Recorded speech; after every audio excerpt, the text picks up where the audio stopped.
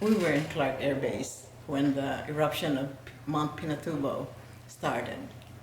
A volcano dormant for 600 years Second erupted biggest in land-based eruption of the 20th century. People in surrounding villages ran for their lives. We were traveling from my hometown, from my home city, Dagupan City, with my children because we're supposed to catch the flight, but all the flights were canceled. When Mount Pinatubo erupted, I was 10 years old. I was 7 years old. I was 5 or 6 years old when Mount Pinatubo erupted. I remember that we were supposed to leave the Philippines that day. We were supposed to fly out of Subic Bay, QB Point, to join our father in San Diego, California. But on the way to Subic Bay, we saw the mushroom cloud of the volcano.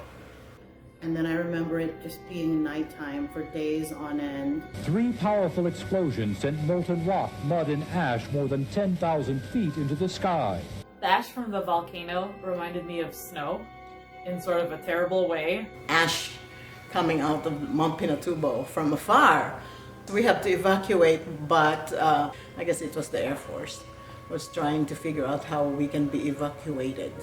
Warning signs are rumbling of the ground, earthquakes. All the kids they don't know what's happening. They're so small and they just enjoy it. And it's just my firstborn son who is like older and who knew about the Mount Vesuvius eruption in Italy, scaring me. I was scared of earthquakes because I had been in an earthquake a few months prior, a huge earthquake, 7.7 in the Philippines. But I was not scared of the eruption per se.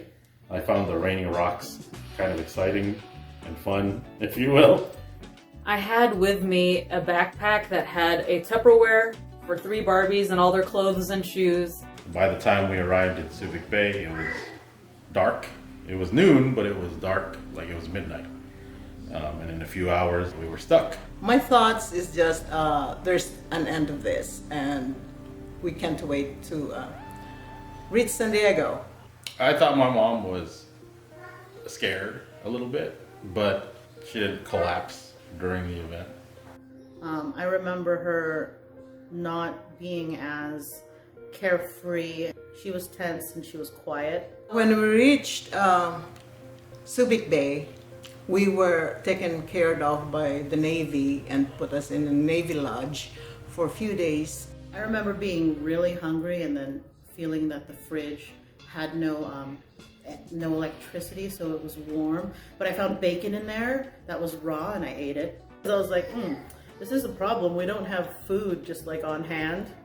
3 days we stayed in that room? My memory is like in the room, and then like all of a sudden we're in the hallway.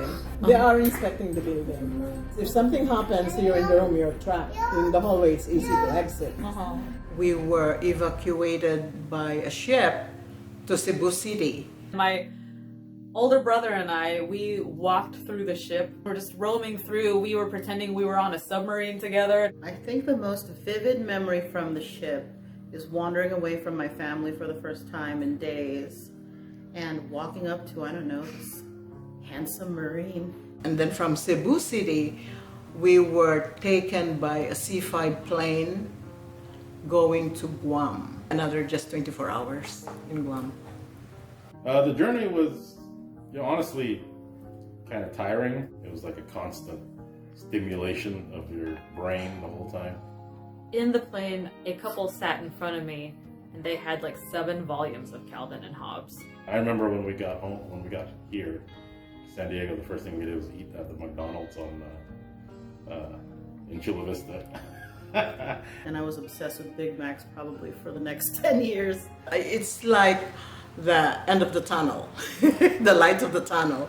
My husband was already there waiting for us, and it was a great reunion. As Navy kids, you're close with your siblings, and so whenever we're together, it was just whatever comes next. I have no recollection of fear whatsoever, and I kind of attribute that feeling to my mom. My 2 older siblings sheltered me a lot, and if they weren't afraid, then I wasn't afraid. It was more like an adventure. Excuse me, Julie, take that. Okay. before my corporeal form, I watched from above and saw my family run to safety.